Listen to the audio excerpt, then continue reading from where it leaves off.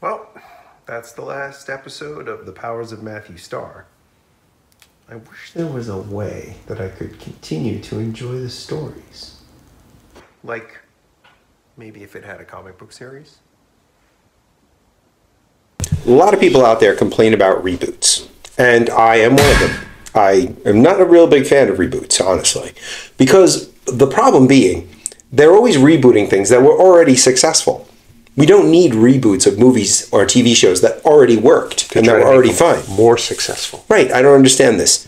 What they should do is take TV shows and movies that really didn't work but had a good core idea and reboot those. Good idea. Take the good idea, make it better. Great idea. Right? Yeah. Yes. Okay. Now, a lot of TV shows, especially sci-fi shows, failed because the budgets couldn't keep up with what the creators wanted to do. How do we solve that problem now? Turn them into comic books. Good idea. Take these good ideas that were good ideas for TV shows and would be even better ideas for comic books.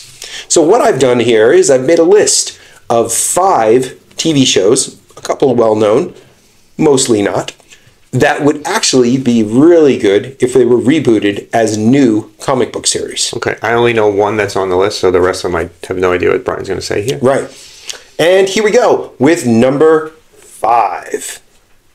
Number 5 is The Highwayman. It was an NBC science fiction show. It was created by Glenn A. Larson and Douglas Hayes. Glenn Larson should be familiar to all of you. He was the creator of Knight Rider. We've already spoken about Knight Rider. We have a whole episode on Knight Yes. Rider, and they had comic books for Knight Rider. Yes, they did. Well, The Highwayman was often described by critics as Mad Max meets Knight Rider. It took place in a sort of vaguely post-apocalyptic future that outside of cities and towns, the highways were sort of lawless zones that needed to be run or controlled by this vigilante group of truckers. And we follow the main character, the highwayman, as he brings justice to these lawless roadways outside Sounds cities. like Twisted Metal. Yeah, kind of. And this will be good for you to know.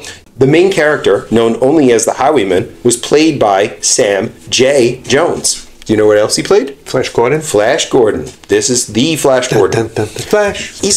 Actually, you don't really recognize him as Flash Gordon because he's got dark hair and in the show. He should actually, and the Jets should be using him to quarterback for them at this point. And you actually get to hear his real voice because his voice was dubbed in Flash Gordon. When we cover Flash Gordon, we'll discuss why. We should have covered Flash Gordon already. What are we waiting for? The show also starred Mark Jacko Jackson as Jetto, his sidekick. Okay. Remember Jacko, the Australian bodybuilder who did all the Energizer commercials? Yeah. That was him. He was the sidekick. Sam Jones is the Highwayman. And I want you. Jacko is Jetto. Together, We're assault. and battery! 2 guys out to energize your Friday. What's up? Heading your way next Friday, the Highwayman. It also starred Jane Badler and Tim Russ in the series. It ran first an hour-and-a-half pilot TV movie that aired in September of 1987, then ran 9 episodes from March of 1988 to May of 1988. Interestingly enough, in the pilot movie, the character Dawn, who's kind of this organizer, overseer character for the Highwayman, was played by Claudia Christian, who played Dale Arden in Flash Gordon. Really? Same actress. The 2 of them in the show together? Yeah, they were in the show together. Just the pilot movie. And also in the pilot movie, the evil motorcycle gang were played by Jimmy Smits, Lyle Alzado, Rowdy Roddy Piper, and Michael Berryman. Hey, Piper was in it too? Piper was in it. He was the villain in the pilot movie, one of the villains. Michael Berryman. So why should The Highwayman be rebooted as a comic? Well, it has the perfect sequential, continuing, or series-like story. You've got a main character and his set of sort of partner characters traveling around solving problems for people. The TV show, as the show went on, actually introduced concepts like time travel and alien invasion, and a few other ideas into the In all that and that short all into span. these 9 episodes. So there was a lot of background stuff to play with. Plus, the Highwayman is one of those kind of characters. He shows up in town like the Lone Ranger, or nowadays like Reacher, and gets involved in a problem and solves it. Who owns the rights? Do you know? I believe it was a Warner Brothers television production, but you can watch the pilot movie. It's not a great copy on YouTube if you want to check it out. So you can go check that out if you like after you're done with this episode. And all our other videos. Here. Yeah, and all of our other. Okay. Make your way through all of our episodes, then go watch the pilot episode of The Highwayman, and you will like it. Good, that's a good one. I'm going to agree. That sounds like a really good idea for a comic book. It'll be a great comic. Yeah. And Sam Jones will promote it because he loves his old stuff too. Oh, yeah, sure. Yep. Up next, at number 4, we have a show called Hard Time on Planet Earth, which aired on CBS, and it was a show about an alien warrior who rebels against his leaders, and he gets sentenced to be a human on Earth. What's the name of it? It's called Hard Time on Earth. Never heard of it. He gets sentenced to be a human on Earth until he... That's a sentence? Yes, until he redeems himself. Is it the year 2023? Right?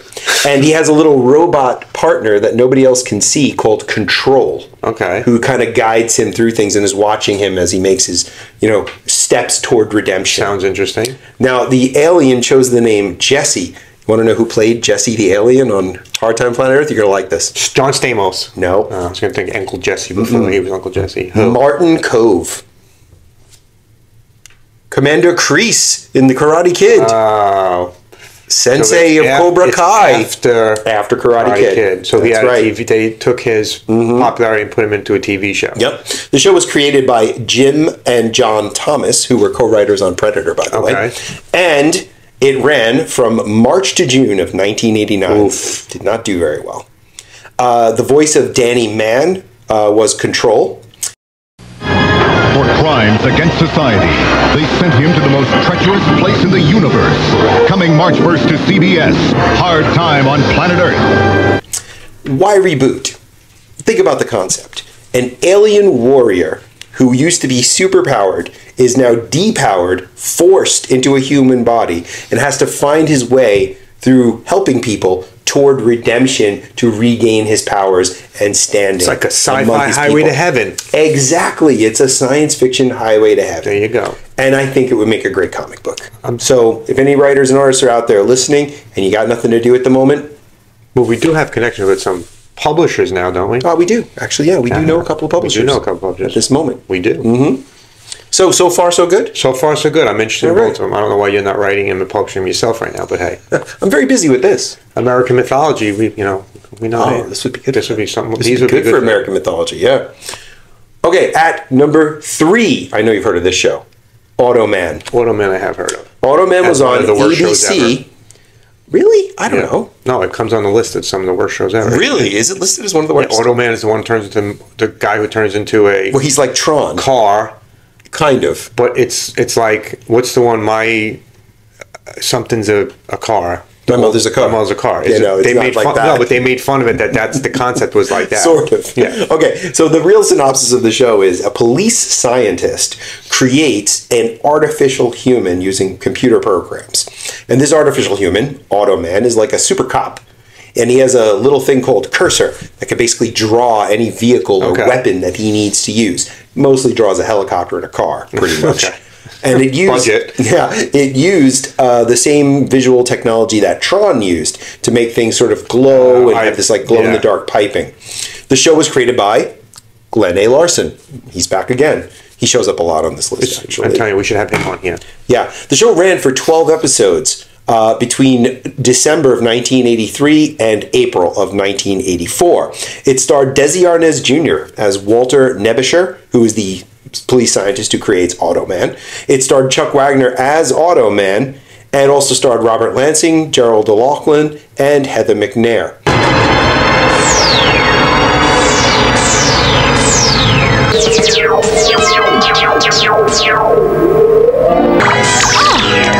What is that thing?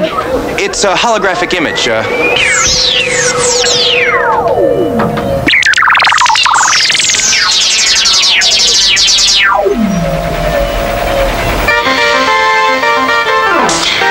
should drive them wild.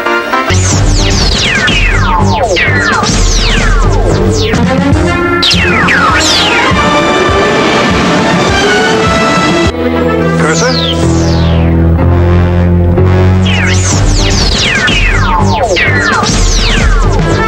Fantastic.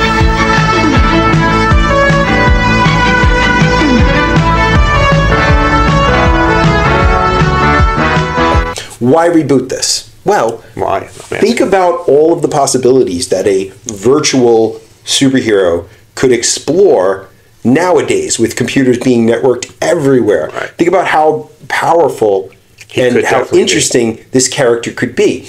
If he could manipulate reality from being a digital person, what does that say about reality even? Like you could go like to a whole Alan Moore, Grant Morrison surreal reality kind of Okay. thing. Like if this digital character could manipulate reality, doesn't that mean reality might be a simulation? Okay. See, this could go up on simulation theory. You got a whole bunch of different ideas you can Very explore with this kind of Matrix-y character. Very of you. Matrix-y, very Grant Morrison, very Alan Moore. Okay. I think it would be a really interesting thing to explore for a writer and artist. All right.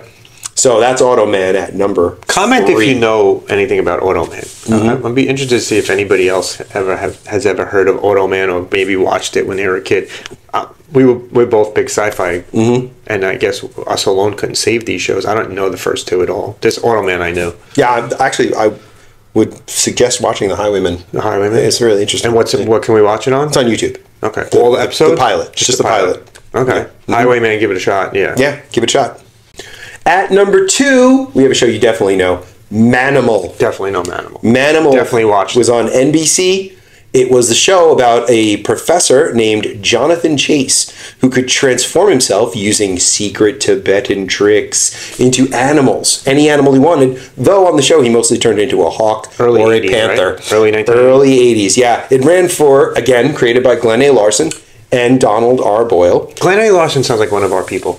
Glenn A. Larson, I think the reason he shows up on lists like this so much is he just created so many things. Yeah, but he created a lot of science fiction things. Lots of sci-fi. And Lots of sci-fi in the 80s didn't do well on TV like it does now. No. It really, it's Right. it's expensive, and a lot of people just don't get it. Yeah. Well, the animal effects in Manimal were done by Stan Winston, so that made it very expensive. You know, they had the cool, like American Transformations, Werewolf yeah. in London style transformations. Or Stan Winston did the Howling, so more like that. But, Which is even better at points than oh yeah, Werewolf in London. The Howling's transformation amazing. Howlings are amazing. Yeah. So that ran for 8 episodes from September 1983 to December of 1983. It's sad how small runs these shows. They didn't even give them a chance. It starred Simon McCorkindale as Jonathan Chase. Simon McCorkindale possibly having the best actor name ever. Simon McCorkindale? Yeah. Melody Anderson as Detective Brooke Mackenzie. So that's such a great name. Great name for a detective. Detective Brooke Mackenzie. It's awesome. Like they had to laugh. What was she looking for? She helped him with the she crime. helped. She like I don't remember the show. I she know I would watched it. I tell don't remember Jonathan Chase about crimes that she couldn't solve, and he'd be like, "I'll turn into a hawk and solve that crime." okay. And that's kind of what That happened. sounds like a good comic book. Oh yeah, and Michael D. Roberts as Tyrone C. Earl. Although he does sound a lot like Beast Boy.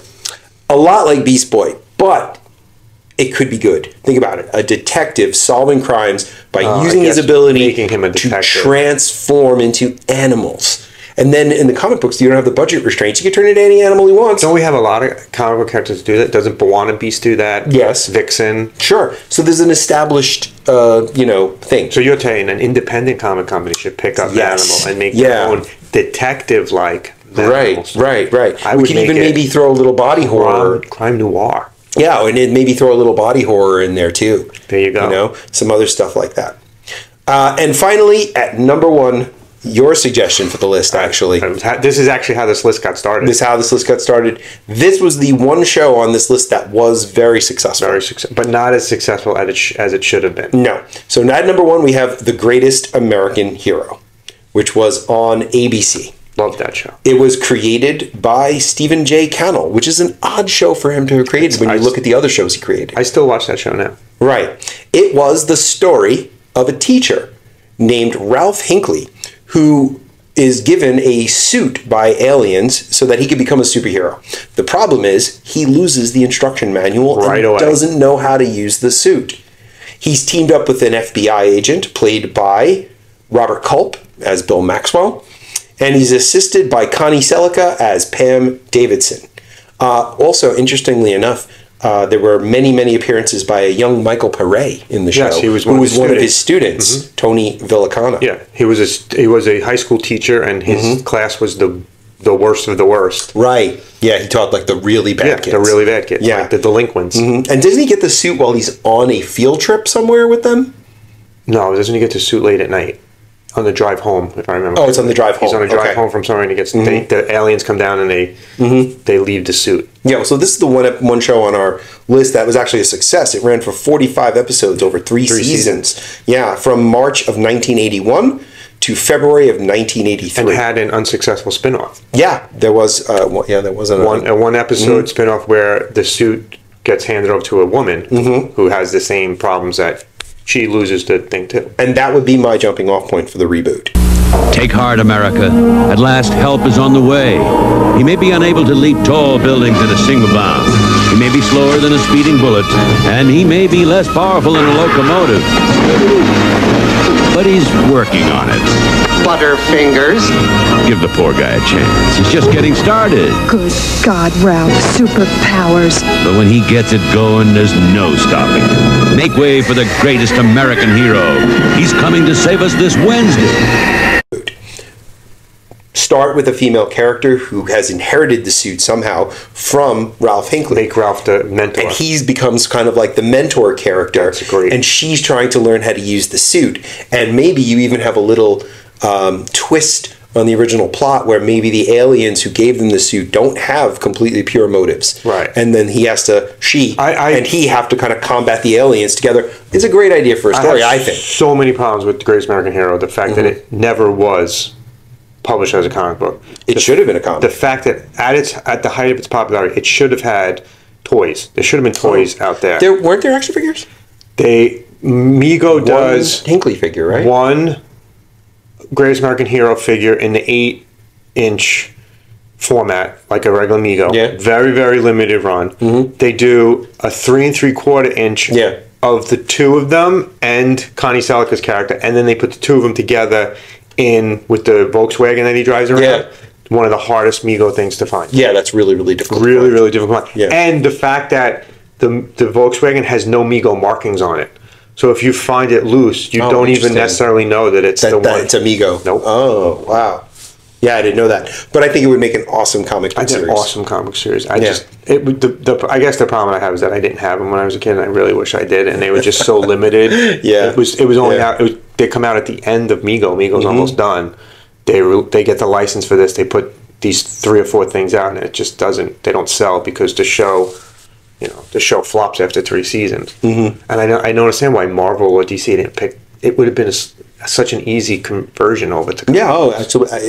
It practically is a comic book story already. I never understood why they never had a Greatest American Hero comic book. So that's my number one of what should be rebooted as a comic, that one. and highly suggested by These Chad. are all 80s ones too. So all 80s movies. These are all from the 80s stuff. Right. So if you guys like this, we may do more from the 90s, different decades from and 50s. 70s, and say these TV shows, or we could also do movies that should be, because I have a movie in mind that also helped start this, that should definitely have been converted into comic books and should be selling alongside Aliens and Predator, but I don't know why it doesn't.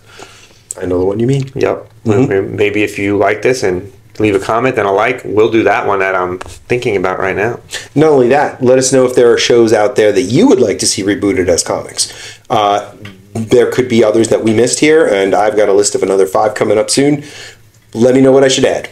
That's good. And if any of these gets published, it's because of us. Yeah. We're taking credit It started for the here. Greatest American Hero comic book that's coming out. Please. I would read every issue. Okay, so join us next time. Love what you collect. Collect what you love. See you next time.